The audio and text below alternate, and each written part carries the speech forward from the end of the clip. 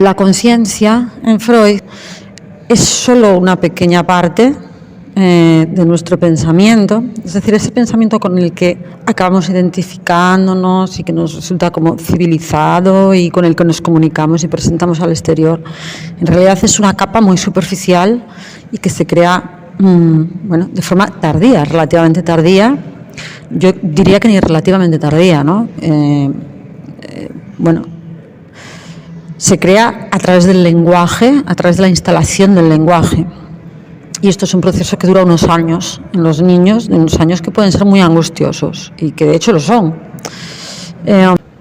Esta instalación del lenguaje o lo que es el aprendizaje del lenguaje, también hay que tener en cuenta que es lo que conforma la conciencia, pero que entonces la conciencia se conforma como si dijéramos a través de una implantación hostil.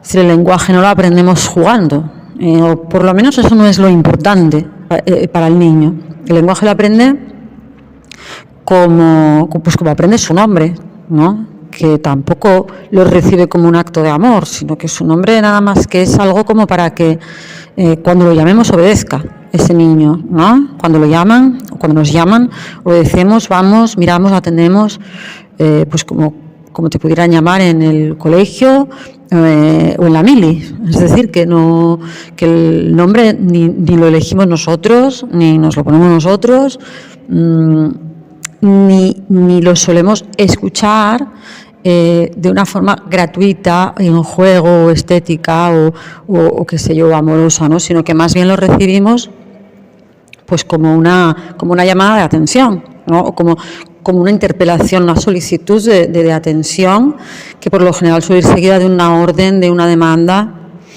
Es decir, el lenguaje lo aprendemos con una forma imperativa. Entonces, no es que naturalmente estemos como dispuestos o inclinados al lenguaje, sino que observamos que existe la necesidad de aprenderlo, pero, como te decía, como una forma de soborno. Es decir, el niño humano, pues como también la cría del chimpancé, vamos a poner, tiene una infancia muy larga, muy larga. Pero claro, además con la diferencia de que el chimpancé no se separa de su madre durante los 7 primeros años, no se separan, porque la necesita. Sin embargo, el ser humano, que tiene una infancia igual, incluso algo más larga, pues bueno, es abandonado todos los días o casi todos los días en algún momento por su madre, de tal manera, y claro, luego explicamos un poco esta relación de nuevo del cuerpo de la madre con el cuerpo de él, relación que tiene que como que reconstituir después de que se haya roto y después de que esa ruptura pues venga pues a cortar esa sensación oceánica de que el cuerpo de nuestra madre y el nuestro era el mismo y estaban en continuidad, porque es que en la vida intrauterina efectivamente era el mismo, estaban en continuidad. Esa sensación oceánica es la sensación que tratan de alcanzar con el yoga, con el zen, con el rezo, incluso con otros métodos de meditación, algunas personas adultas, ¿no? Como para recuperar lo que creen que es la realidad, que es que estamos en continuidad y conexión con cada partícula del universo, ¿no? Entonces, bueno, la vida social es como la que nos impone una individualidad, al menos una individualidad responsable. No es que esta individualidad, en principio, el niño la vea como una libertad, porque claro, no lo es. Su individualidad es que no puede caminar, que no puede alimentarse cuando quiere, que no puede coger un vaso de agua cuando tiene sed y que quizás su madre no está ahí para dárselo y que entonces llora de desesperación. Vamos, por no añadir que su cuerpo no está del todo formado cuando nace, que padece dolores, que le cuesta conseguir algunas funciones, digerir y bueno, etcétera, ¿no? Que en la vida intrauterina no tenía eran problemas a los que no se tenía que enfrentar, y no era una vida que le quede tan lejos, es real y está ahí, y hacía poco que estaba bueno, pues calentito y siendo parte de otro cuerpo, ¿no? Que funcionaba.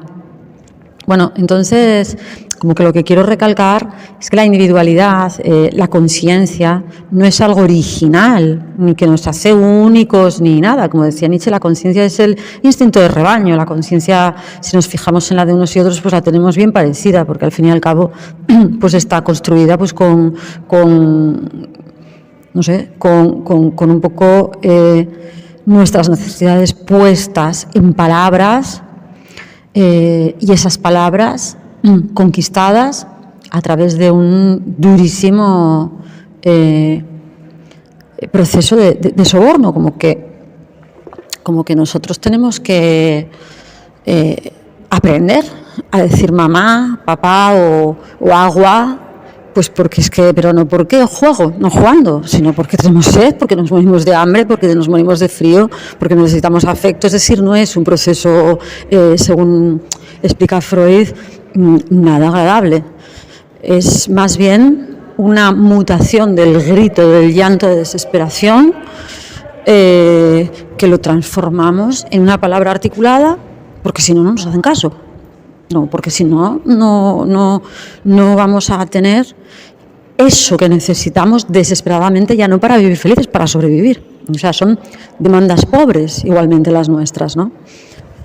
Resulta que cuando vamos aprendiendo el lenguaje, ahí es que se cristaliza una conciencia. Es decir, la conciencia no es algo tampoco místico ni algo extraordinario, es simplemente un sonido articulado, ¿no? Es como que aprendemos a cambiar, pues lo que te decía, el llanto, el grito, etcétera, pues por una palabra articulada que es menos molesta para los adultos y que es además como la moneda de cambio que necesitamos para que nos presten atención, porque si no uno está fuera del intercambio, ¿no? De favores o de satisfacción de las necesidades. Entonces, bueno, pues que las palabras vienen de ese esfuerzo que el niño no percibe como algo, no sé, eso, como un aprendizaje gozoso, ¿no? O disfrutable, sino de esta manera como de urgencia, ¿no? Y de necesidad, y de que si no obtiene esos favores.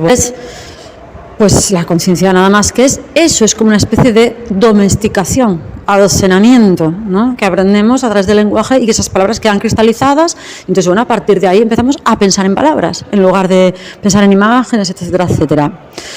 Claro, ¿qué más encontramos aquí? Bueno, pues que Freud, justamente su descubrimiento fundamental es como una crítica del cartesianismo, ¿no? Descartes había dicho, lo primero y más evidente es el yo, ¿no? Como pienso, pues soy consciente de que existo.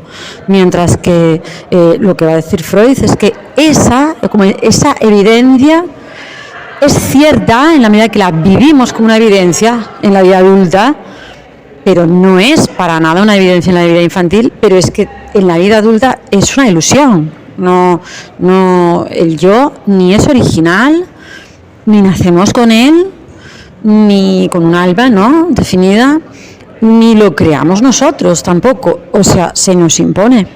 Es la parte que tenemos como más, pues eso, como más domesticada.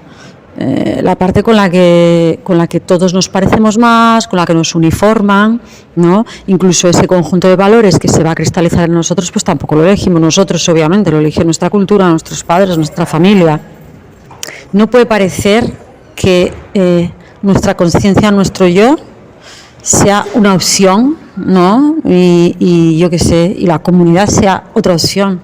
En Freud son prácticamente lo mismo. O sea, la conciencia es como la presencia de la comunidad en nuestro interior. Es como un policía que se aloja en nuestro interior, ¿no? Un policía externo que logra alojarse en nuestro interior. Pero no es alegre eso, ni feliz. Entonces,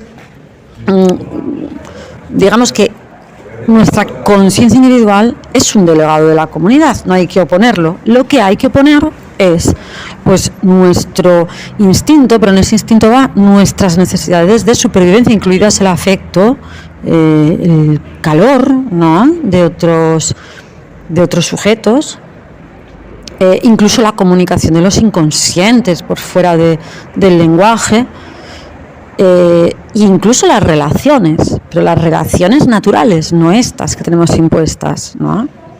Lo que quiero decir es que no es que el sujeto elija entre su individualidad y la comunidad, sino que esa individualidad que hacemos sinónima a lo que es la conciencia es nada más que un gendarme de la comunidad. Lo que se opone es, pues digamos, nuestra vida salvaje, nuestra naturalidad, con unas normas que tenemos que cumplir y que, bueno, que habría que poner muchas comillas para decir que son mejor que la vida natural, ¿no? Esas normas que son desiguales, discriminatorias, bueno, las que conocemos. Si los valores que rigen la sociedad, pues bueno, pues a ver, es cuestión de cada uno, ¿no? Uno puede pensar que son mejores, que son avance, bueno, pero habría que tener muchas reservas para afirmar eso así rotundamente. La manada, por ejemplo, la manada de apoyo, de afecto, tal, no es la comunidad humana, porque esa manada la pensamos más en términos naturales y en términos instintivos incluso. La comunidad humana, bueno, ahora mismo es el Estado.